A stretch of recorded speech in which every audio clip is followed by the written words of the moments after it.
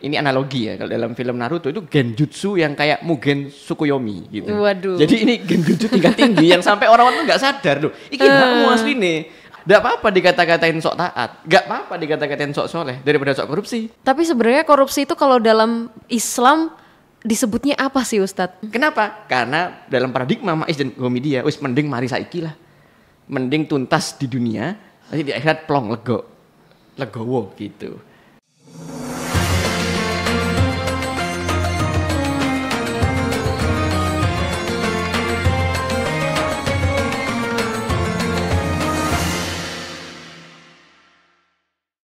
Assalamualaikum warahmatullahi wabarakatuh Sobat Kei. Selamat sore dan seneng banget rasanya kita sudah hamin berapa ini ya Sobat Kei untuk menuju lebaran nih. Kali ini ketemu lagi dengan saya Ajeng Fatma dalam dakwah milenial. Tentu saya tidak sendirian karena saya ditemani dengan Ustadz Putri, founder dari Majelis Kal. Waalaikumsalam Ustadz. Waalaikumsalam warahmatullahi wabarakatuh. Ustadz gimana perasaannya ini, kita udah hamin berapa hari nih menuju lebaran. Rasanya seneng banget ya. Udah persiapan mudik nggak Ustadz? Betul, kalau saya sih asli Jember. Oh, asli Jember ya. Lahir, TK, SD, SMP, SMA, kuliah, nikah, anak 3 semuanya Jember. Ya, jadi semuanya Jember. Untuk pulkamnya ya udah di situ-situ aja ya Ustadz. Betul. Nggak apa-apa Sobat Ki, untuk kamu yang mungkin sekarang ini persiapan untuk pulkam, hati-hati di jalan ya. Jangan lupa untuk berdoa sebelum melakukan perjalanan. Nah kali ini Sobat, kita akan mengulik lebih dalam terkait dengan kehidupan yang ada di dalam sehari-hari kita Sobat Ki ya. Sering banget seliweran ini terkait dengan fenomena korupsi tapi dipandang dalam perspektif Islam. Emang banyak banget ya Sobat Ki ya terkait dengan berita-berita, kabar-kabar terbaru korupsi yang merajalela apalagi di Indonesia. Dan makin penasaran Sobat Ki kalau dari perspektif Islam ini bagaimana memandang korupsi. Ustadz gimana ini kalau memandang korupsi dari sisi Islam Ustadz? Iya. Sebelumnya gini, sebelum saya jawab itu, ini sering saya jadikan dark joke ya, semacam dark jokes buat orang-orang yang sering membuli kita nih para milenial sama Gen Z yang baru mulai belajar agama atau yang disebut sebagai generasi hijrah dan sebagainya. Kan sering tuh kita dikata-katain sama teman-teman tuh, lu ngapain lu sekarang rajin ke masjid lu ngapain rajin ke kajian lu, sok soleh lu dan sebagainya. Teman-teman pada curhat tuh, itu kan kena mental banget kita jadi insecure dan sebagainya pada curhat gitu. Nah saya sering membuli dengan kata-kata korupsi itu. Jadi udah apa-apa dikata-katain sok taat, gak apa-apa dikata-katain sok soleh daripada sok korupsi. Naduh. Daripada sok korupsi, jadi mending soknya itu berkonotasi positif. Ya memang kita tidak sesempurna itu, tidak sepositif itu, tapi kita berikhtiar, berusaha dengan membangun narasi-narasi yang positif. Nah mentalitas dan juga arah dari kehidupan kita itu juga menjadi yang lebih positif. Nah, kembali ke yang tadi. Jadi itu adalah bahan dark joke saya untuk mengcounter orang-orang yang suka nyinyir kepada generasi hijrah dan sebagainya. Daripada sok korup loh dan sebagainya. Baik, ini menarik. Kenapa kok membahas korupsi ini menarik? Karena hampir di setiap zaman dan hampir di setiap ada peradaban, isu korupsi itu tidak pernah berhenti. Isu korupsi tidak pernah berhenti. Bayangkan, bahkan di zaman Nabi Muhammad SAW masih hidup. Coba bayangkan. Ya tapi tentu Nabi tidak korupsi, Nabi Muhammad tidak korupsi. Cuman isu-isu ataupun pembahasan ataupun praduga-praduga yang beredar dan sebagainya itu tetap tidak bisa dilupakan. Karena itulah relasi kuasa di antara manusia. Itu sudah jamak kita lihat dan kita pahami di mana-mana. Sepanjang sejarah coba cek. Sepanjang sejarah peradaban apapun selalu identik dengan ada yang korupsi, ada yang tidak korupsi, ada yang korupsi, ada yang bersih dan sebagainya. Nah, yang pertama kan kita diajarin oleh para ulama kita itu at-ta'rif qabla taklif. Segala sesuatu itu ditakrif dulu, baru kemudian didefinisikan dulu, baru kemudian kita bahas atau kita rinci turunan hukumnya. Korupsi, apa itu korupsi? Ini yang teman-teman perlu lebih detailkan lagi, bahwasanya korupsi itu agak berbeda dengan pencurian. Meskipun esensinya sama apa? Sama-sama ngambil hak orang. Betul. Nah, cuman ada detailing yang berbeda. Korupsi itu selalu mengandung relasi kuasa. tidak mungkin bisa korupsi orang yang tidak punya kuasa di wilayah ini. Ngomong-ngomong kuasa nggak harus pemerintah, nggak Iya, harus betul. pemerintah ya. Bisa jadi komunitas, bisa jadi instansi, bisa jadi nggak harus yang level makro gitu. Tapi yang pasti dia mau tidak mau niscaya dia punya relasi kuasa di wilayah yang dia korupsi itu. Oke. Nah, sementara pencurian tidak butuh relasi kuasa. Bener, ya udah nyuri aja tanpa punya kuasa atau bahkan posisi ya Ustadz ya. Iya, si seorang pencuri tidak bisa korupsi di kantor misalkan di Bank Indonesia kecuali dengan cara membobol dan sebagainya. Makanya ada satu cerita, satu anekdot, satu cerita menarik nih ya. Jadi ada tuh waktu di film di bioskop, saya lupa judulnya, tapi waktu itu Deddy Mizwar salah satu pemain utamanya. Jadi dia itu adalah pencopet dan dia di filmnya dia beradegan sebagai pencopet dan dia mengkader, mendidik para anak-anak yatim, anak-anak jalanan untuk jadi pencopet. Nah, seprofesional yang dia mungkin bisa dan sebagainya. Menjadi pencopet yang profesional. Iya, awalnya gitu. Okay. Sampai suatu ketika dia berjumpa dengan seorang aktivis kampus yang suka ngajar-ngajar gitu, yang berpendidikan gitu loh, yang ingin menyentuh, yang ingin membuat anak-anak jalanan, kaum termarginalkan itu juga tersentuh pendidikan. Singkat cerita, sampailah si aktivis mahasiswa ini ketemu dengan Bang Deddy Mizwar yang merupakan bos dari pencopet tadi itu. Bilang, ngapain sekolah? Saya dan anak-anak saya ini pengen nyopet gitu. Kita udah cukup hidup dengan nyopet. Buat apa sekolah dan sebagainya. Terus berduduk, Bang, ini untuk pendidikannya generasi bangsa. Apa itu makan ini, pendidikan makan sendiri sana. Bagi saya untuk makan itu nyopet dan sebagainya. Gak perlu saya buku-buku sekolah, gak perlu buku apa gitu. Anak-anak didiknya pada tepuk tangan. Iya gitu. Sampai frustasi ini, aktivis mahasiswa ini frustasi. Gimana cara biar mereka ini mau berpendidikan? Dia kepikiran gini, ceklik gini kepikiran. Oh gini bang. Oke, Anda pencopet. Anda melatih anak didik Anda dan sebagainya sebagai pencopet dan sebagainya. Tapi saya tantang Anda, bisa nggak Anda mencopet bank, Anda mencopet kantor tanpa ketahuan? Bingung. Agak susah ya? Agak susah. Iya. Iya, dibobol kacanya dulu. Ada satpam, ada CCTV dan sebagainya. Mikir dia. Gantian, kalau dia yang ditekan, yang pusing adalah aktivis mahasiswa, sekarang yang ditekan adalah mahasiswa. Nah, akhirnya ini anekdot ya. Jadi untuk menampar akal kesenangan kita, si aktivis mahasiswa ini bilang, Bang, oke lah Anda dan anak-anak Anda ini adalah pencopet. Tapi Bang, Anda akan selamanya jadi pencopet jalanan. Yang paling dapatnya cuma selembar 2 lembar doang di dompet orang. Tapi kalau anak-anak Anda berpendidikan, Bang, pendidikan tinggi, masuk jadi pejabat ini, jadi berkuasa, Bang, gampang bobol bank, Bang. Itulah namanya koruptor. Gimana? Oke, siap, kita jadi koruptor gitu. Oke. Ada tuh di saya lupa judulnya. Saya lupa judulnya itu. Jadi itu menunjukkan bahwa beda antara pencopetan, pencurian dengan korupsi. Korupsi itu ada semacam pada high level, pada level yang berbeda dengan pencurian biasa. Gitu. Karena mau tidak mau faktanya korupsi itu membutuhkan relasi kuasa. Gitu. Tapi sebenarnya korupsi itu kalau dalam Islam disebutnya apa sih Ustadz? Iya, jadi ada berbagai macam jenis ya. Riswah itu sogokan. Jadi kita ini punya kekuasaan untuk mengatur sesuatu. Nah, ada pihak luar, kita nggak ngambil dari kantor kita, ini pihak luar nih, pesen sesuatu kepada kantor. Nah, dan membutuhkan kewenangan kita. Nah, kita menggunakan kewenangan kita plus mengambil bonus atau pesanan dari pihak luar yang sudah membayar tadi itu. Ini ngurus KTP nih, persyaratannya gratis sih, cuman gini. Wes banyak omong. Ini 1 juta urusin saya. Loh, tapi saya udah ada black notice nih dari KPK atau black notice dari BIN. Gak boleh keluar negeri, gak boleh bikin keluarga dan sebagainya. Wes banyak omong. Ini 10 juta. Oke. Dia bikin kewenangannya. Makanya jangan kaget, ada koruptor kelas kakap yang triliuner, korupsinya triliunan. Terus kemudian dia bikin KTP baru dengan identitas baru, ya masih hidup gitu loh. Dan bisa survive, bayangkan coba. Dan itu di pusat tengah-tengah kota, di ibu kota, cetar membahana itu. Terang-terang, bukan di tempat-tempat gelap gitu. Bukan di tempat-tempat gelap. Jadi ininya punya kewenangan, lalu kemudian dengan pesanan tertentu, dengan sogokan tertentu, menggunakan kewenangan itu, menyalahgunakan kewenangan, riswah. Tapi riswah ini duitnya dari pihak luar. Gitu.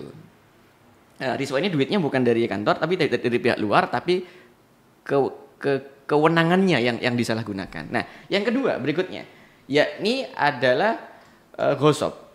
Kalau kita di pondok tuh biasanya kayak make punya orang tanpa izin dan sebagainya. Tapi kalau dalam konteks korupsi, gosop itu maksudnya pakai uang yang milik kantor atau milik perusahaan atau milik pemerintah atau milik rakyat.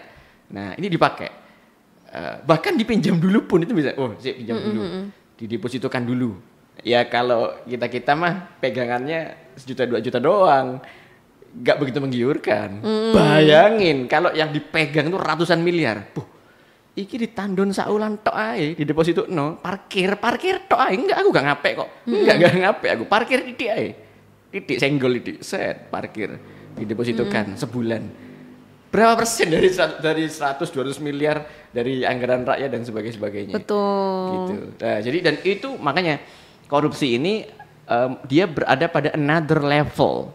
Pada level yang berbeda dari sebuah pencurian. Maka sebagaimana kita memahami faktanya demikian, maka solusinya berbeda, mendudukkannya pun juga berbeda. Jadi kita akan cek di sisi yang kedua, bagaimana di zaman Rasulullah SAW hidup, beliau menangani kasus korupsi ini. Gitu. Oke, tapi sebenarnya Ustadz, dalam pandangan Islam ini kan tadi udah dijelaskan nih bahwa korupsi itu levelnya udah berbeda. Tapi untuk pencurian dan lain sebagainya, korupsi ini dewanya dari segala pencurian atau bagaimana sebenarnya Ustadz? Iya betul. Ibaratnya dia udah berkultivasi. Nah, kalau kata review YouTube iya, betul. Ya, dikira cupu ternyata suhu. Gitu. Jadi ini adalah suhunya kasus pencurian. Tentu kalau ditanya hukumnya, apakah dosa? Udah orang nggak usah tanya ya. Udah gak pasti harus ya. Islam, nggak harus yang Muslim ya. Semuanya udah ittifaq, sudah sepakat bahwasanya itulah dosa, itu adalah haram dan sebagainya. Cuman kenapa kok masih banyak? Gini loh. Zuyyina linnasi hubbus syahwat. Telah dihiasi di dalam hati manusia itu kecintaan, keinginan, hawa nafsu terhadap dunia. Apapun itu, baik berupa lawan jenis, baik itu berupa barang-barang, mobil, perhiasan, rumah dan sebagainya. Itu semua lek gak ketok, gak pati bikin kepingin. Iya betul. Tapi lek ketok beda. Kalau kita ini bahas set gitu. Tapi semoga aja kita diberikan konten istiqomah oleh Allah Subhanahu wa taala. Set enak kon bahas kon enak kon bahas. Begitu ketok set mobil Mercy di depan set tinggal pakai. Itu beda dengan cuman nanti kami beda. Sehingga orang tahu keburukannya, bahkan masuk kurikulum pendidikan kurikulum merdeka belajar ya yang sekarang ya dan sebagainya. Tapi tetap banyak. Kenapa? Karena godaannya begitu kuat. Oke, nah betul Sobat Ki. Nah untuk pembahasan selengkapnya Sobat terkait dengan sebenarnya tindak pidana yang ada di Indonesia ini untuk para koruptor, ini apakah sudah sesuai dengan agama Islam Sobat? Nah kita akan cek untuk di video selanjutnya. Tahu nggak sih Sob, di bulan Ramadan ini kita tuh dianjurkan untuk makan lebih sedikit, tidur lebih sedikit, tapi beribadah yang lebih banyak. Nah, makanya jangan lupa buat subscribe dan like video ini biar ibadah kamu lancar terus ya. Kembali lagi bersama saya Sobat Ki, Ajeng Fatma dalam dakwah milenial. Tadi kita sudah ngebahas ya terkait dengan fenomena korupsi yang ada di Indonesia tapi dipandang dari sisi agama Islam. Nah, penasaran lagi Sobat Ki terkait dengan tadi penjelasan yang belum tuntas nih Sobat Ki ya. Dan kali ini akan dijelaskan kembali oleh Ustadz Hutri. Nah Ustadz Hutri ngomongin soal tadi itu terkait dengan hukumnya atau bahkan levelnya koruptor atau korupsi yang ada di Indonesia ini berada di mana ini levelnya ini dengan pencurian, pencopetan dan lain sebagainya Ustadz. Iya, jadi for your notice aja ini, sama-sama mengambil hak orang, sama-sama mengambil kepemilikan orang, hak orang lain dan sebagainya. Korupsi ini ada pada level paling atas. Kenapa? Dia paling mampu menjangkau hal-hal yang bahkan orang pun tidak menyadarinya. Iya betul. Contoh nih, masyarakat, rakyat punya hak sebenarnya untuk dapat listrik murah, pendidikan kesehatan murah dan sebagainya. Tapi ya dikorupsi terus ada mahal. Masyarakat nggak sadar kalau lu itu hakku, nggak sadar gitu. Sampai sebegitu. Kalau ibaratnya dalam ini analogi ya, kalau dalam film Naruto itu genjutsu yang kayak Mugen Tsukuyomi gitu. Waduh. Jadi ini genjutsu tingkat tinggi yang sampai orang-orang tuh nggak sadar loh. Iki hakmu asline hak rakyat, hak masyarakat. Tapi enggak tuh, aku gak merasa duit lah. Sampai bayar pajak pendino itu duit sopo. Nanti kan ini kan negara kan dari rakyat, oleh rakyat, untuk rakyat gitu. Termasuk dalam masalah keuangannya, dari rakyat berupa pajak, oleh rakyat, wakil-wakil rakyat yang mengelolanya, mekanisme budgeting dan sebagainya, nomenklatur anggaran, dan untuk rakyat gitu, untuk mensubsidi pendidikan, kesehatan, beras, pangan dan sebagainya lah gitu. Nah, korupsi ini ada pada level yang tingkat dewa istilahnya. Makanya kemudian genjutsu yang levelnya itu kayak Mugen Tsukuyomi. Nanti bagi para penonton Naruto dia pasti tahu gitu ya. Dia pasti tahu. Dia nggak cukup mata Sharingan biasa. Harus sampai berkultivasi sampai level atas baru kemudian dia mampu menjangkaunya. Dan sekali lagi gini loh. Beda. Orang itu rangsangannya itu beda. 1 juta, 2 juta. Nggak kerasa ya? Enggak gitu. Prinsipku lebih mahal sih. Gitu. Idealisme lebih mahal. Oke, 10 miliar, 20 miliar itu beda udah. Yang kebayang itu udah Alphard, yang kebayang itu udah beli rumah di Argopuro. Iya, gitu-gitulah. Jadi beda, levelnya beda. Makanya banyaknya para koruptor yang kita jumpai itulah kalangan elit justru. Kalangan elit, kalangan para terpelajar, kalangan para pejabat, kalangan elit. Karena nggak bisa orang biasa, apa daya orang kampung mengkorupsi. Pak korupsi bansos dengan cara nilep-nilep gini, Pak saya belum dapat Pak, nanti dapat lagi gitu doang. Gitu doang. Ya, kita tidak membenarkannya, itu tetap salah. Cuman itu apa gitu, nggak. Maka dari itu ini harus jadi kesadaran kita bersama bahwasannya ini negara ini milik kita bareng-bareng. Kita jaga bareng-bareng, kita kelola baik-baik secara bareng-bareng gitu. Nah, sekarang kita cek, kita flashback.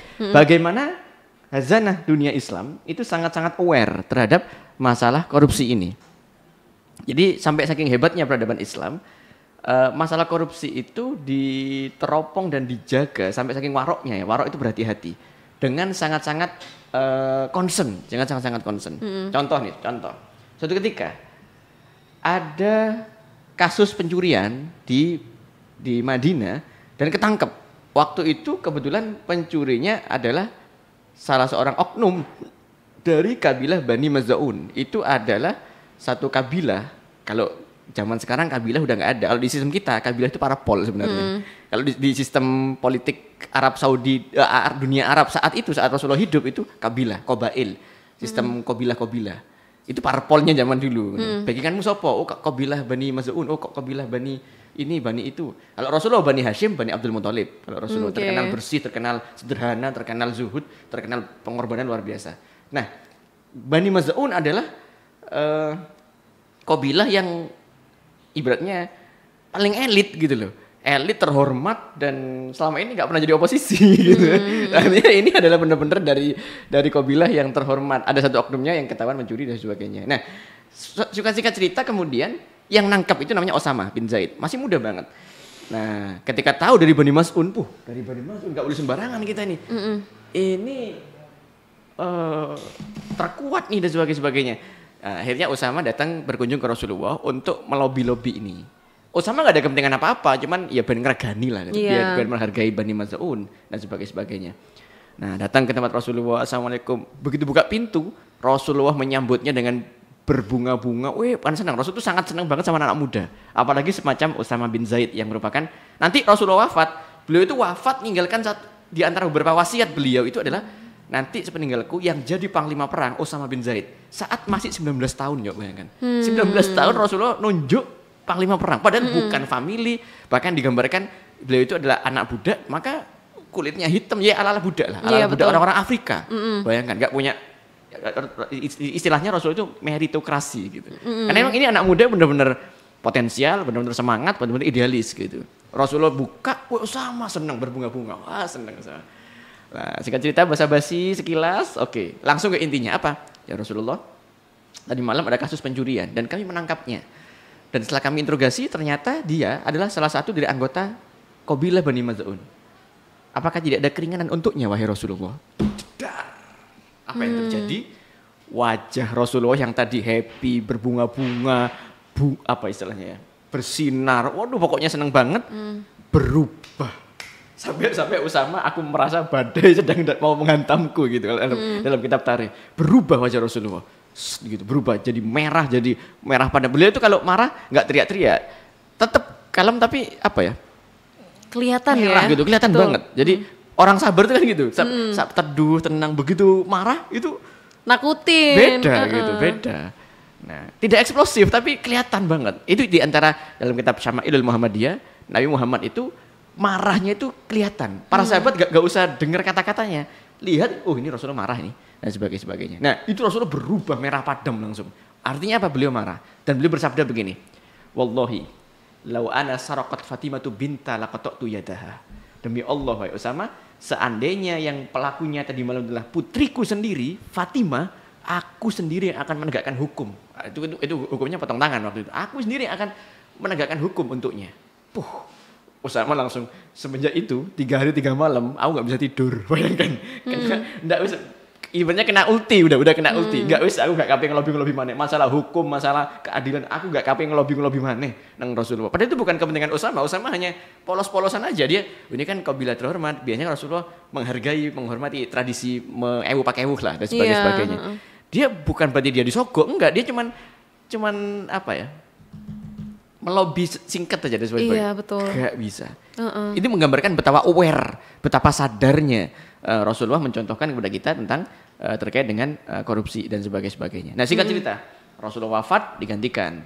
Ya Ustaz, kalau Rasulullah kan nabi, nabi itu kan maksum gitu. Iya. Itu kadang-kadang lucu kita itu ya.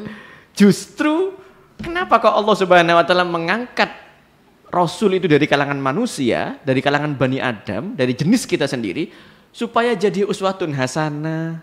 Tujuannya itu settingan awalnya. Tapi kita enggak, iyalah levelnya beda, wong nabi. Nabi kan maksum loh. Panjang.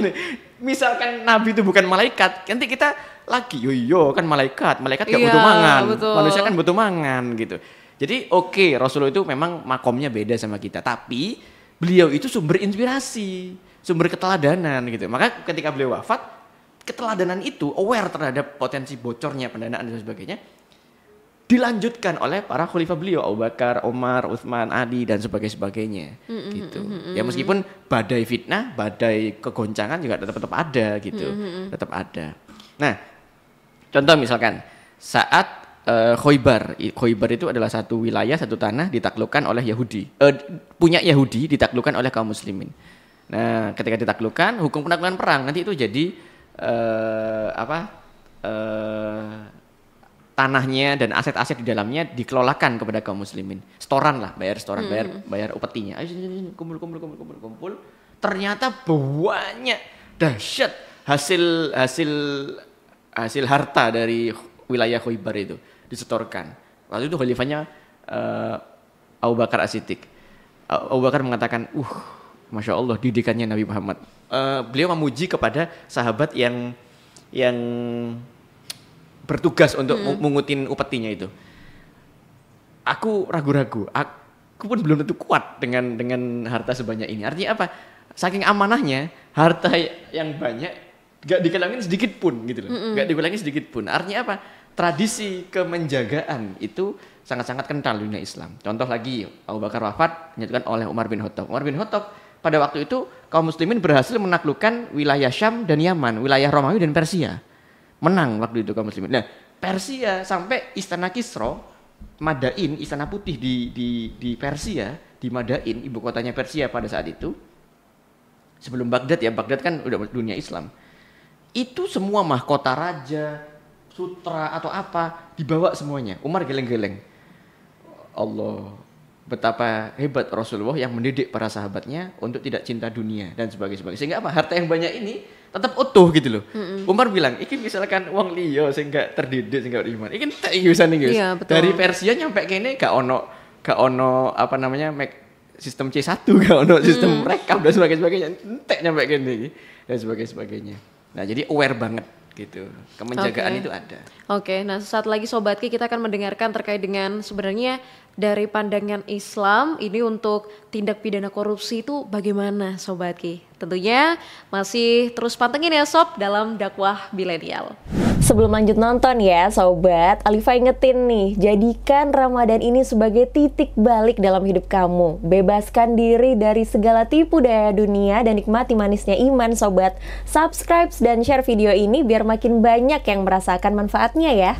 Kembali dalam dakwah milenial bersama saya Ajeng Fatma dan juga Ustadz Hutri. Ustadz, ini kalau kita melihat fenomena korupsi dalam Indonesia, sebenarnya ini hukuman yang paling ideal ini berdasarkan agama Islam ini sebenarnya gimana Ustadz?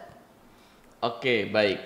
Jadi korupsi ini sudah difahami bersama, oleh semua lapisan masyarakat, oleh semua kaum, bahwasanya ini adalah hal yang tercela. Itu dulu. Ini udah ittifaq, ini udah konsensus yang paling final. Nah, lalu kemudian orang dan pakar hukum juga termasuk, bahkan para ulama mengalami confuse nih, perbedaan pendapat nih. Lalu terus hukumannya apa dan sebagainya gitu. Hukuman dunia maksudnya, hukuman dunia. Ya, kalau kita kemudian merujuk kepada hukum Islam, itu ada aspek jawazir dan jawabir. Jawabir dan zawajir. Jadi ada aspek pencegahan dan ada aspek pencegahan dan penebusan gitu. Nah, contoh memang harus diakui dalam Islam hukuman yang tegas itu berlaku. Nah, terutama bagi para pencuri, bagi para perampok, bagi para koruptor yang telah mencapai nisabnya, telah mencapai standarnya, yang berlaku yaitu faqta'u aydiyahuma, potonglah tangannya gitu. Kok ngeri dan sebagainya. Loh, justru itu. Hukum itu kan diterapkan, ditegakkan supaya orang nggak ngelakuinnya kan? Kan itu tujuannya dan sebagainya. Nah, itulah disebut aspek jawabir. Jadi makanya kita nggak fokus pada kejamnya potong tangan, enggak. Tapi kita fokus makanya jangan gitu. Harga tangan ente lebih mahal daripada itu gitu loh, maknanya itu gitu. Jadi jangan fokus pada wah ngeri potong, enggak, jangan pada ngerinya. Makanya ojo ngono gitu ceritanya. Itu yang pertama. Yang kedua, ternyata hebatnya hukum Islam ini memang sakit, memang nggak enak, memang mengerikan. Tapi itu sekaligus penebusan. Maka di akhirat dia tidak lagi dihukum atas dosanya yang diperbuat di dunia. Oh, Jib, kan? gitu. Itu serius itu. Itu udah jadi maklumun nadin, itu sudah fix semua. Jadi hukum Islam memang tegas, tapi ada dampak positifnya, yaitu pencegahan karena orang takut sehingga orang nggak mau lagi. Yang kedua, penebusan. Nah, berarti itu sekaligus diampuni ya? Betul. Bahkan pernah, tapi kasusnya agak beda, cuman sama-sama kasus berat. Di zaman Rasulullah SAW, Ma'is dan Gomidia, itu adalah dua orang yang sebenarnya Rasulullah udah nggak kepo, terus juga kemudian para sahabat juga nggak mengkorek-korek dan sebagainya. Dua orang ini berzina, lalu kemudian mereka sendiri yang justru menuntut diri untuk dihukum. Hukumannya rajam. Rajam itu ya hukuman mati, tapi dengan cara yang sangat-sangat ngeri dan harus publik gitu. Ngeri, dikubur hidup-hidup, lalu kemudian dilempar barang-barang keras dan sebagainya. Nah, singkat cerita, setelah dieksekusi selesai, dikuburkan dengan baik, dengan layak, terus para sahabat rasan-rasan, kok bisa ya gini-gini. Apa kata Rasulullah SAW? Ketahuilah wahai penduduk Madinah, seandainya tobatnya Ma'is dan Gomidia itu dibagikan ke seluruh penduduk Madinah, lebih tinggi nilainya di sisi Allah tobatnya mereka daripada kata-kata Anda. Gitu. Artinya apa? Penebusan, benar-benar penebusan gitu. Iya, ini loh, salah ya salah gitu. Tapi lek wis ya wis gitu, lek wis ya wis. Gitu. Nah, hukum Islam ada banyak hikmah di antara ketegasannya tadi itu. Nah, maka dari itu setidaknya meskipun itu belum bisa diterapkan secara mutlak di negeri ini, paling enggak itu menjadi bahan introspeksi untuk semuanya. Untuk kita, untuk para pemimpin, untuk para orang-orang yang memegang kebijakan dan sebagainya, sehingga lebih berhati-hati. Tapi ingat, hukuman dunia boleh lolos ya, hukuman dunia boleh lolos. Jangan lupa ini ada. Tapi hukuman, masih ada hukuman yang lebih berat daripada hukuman dunia justru, yaitu hukuman akhirat. Hukuman dunia ya mungkin cukup memalukan, ya mungkin cukup sedih dan nggak enak dan sebagainya. Tapi sifatnya sementara. Contoh kayak tadi orang. Makanya kenapa kok Ma'is dan Gomidia tadi sampai Rasulullah dia ngaku-ngaku sendiri, ya Rasulullah, kami berzina, rajam kami dan sebagainya. Rasulullah malah eksepsi. Enggak, paling kalian enggak sampai duhur, enggak kalian paling enggak gitu dan sebagainya. Loh, Rasulullah kami yang melakukan. Enggak kok, kalian enggak gitu. Udah dibela-belain. Kenapa? Karena dalam paradigma Maiz dan Gomidia, wis mending mari saiki lah. Mending tuntas di dunia, nanti di akhirat plong legowo gitu. Nah, sama dalam masalah korupsi, ya memang hukuman yang tegas itu kayak tidak nyaman. Nah, tapi selesai ya selesai dan sebagainya. Nah, belum lagi di akhirat ya. Di akhirat telah menanti satu hukum yang lebih long lasting effect, lebih abadi gitu. Makanya kemudian dalam Quran surat Al-Baqarah ayat 188 Allah Subhanahu wa taala berfirman, "Wala ta'kulu amwalakum bainakum bil batili wa tudlu biha ilal hukami." Janganlah kamu makan harta di antara orang-orang manusia dengan jalan yang batil, dan jangan kamu membawa harta itu kepada para hakim, maksudnya nyogok gitu. Karena apa? Ada azab yang pedih di akhirat yang menantinya gitu. Dan ya mending dihukum sekali, 2 kali cukup, setelah itu mati selesai, daripada udah mati nggak mati-mati lagi tapi dihukum terus. Iya betul. Bertahun-tahun gitu. Itu pikiran orang beriman, pikiran orang yang jangka panjang gitu. Makanya kemudian tidak ada energi yang lebih kuat untuk menuntaskan masalah korupsi ini kecuali energi iman. Udah, nasihat, sanksi, hukum atau apa itu masih bisa dipermainkan. Masih bisa dicawe-cawe dan masih bisa, ya bisa lah dibuat-buat, bisa. Lah cuman dengan energi iman, dengan energi kesadaran yang inherent dari dalam diri sendiri, ya, paling enggak kita mulai dari diri kita.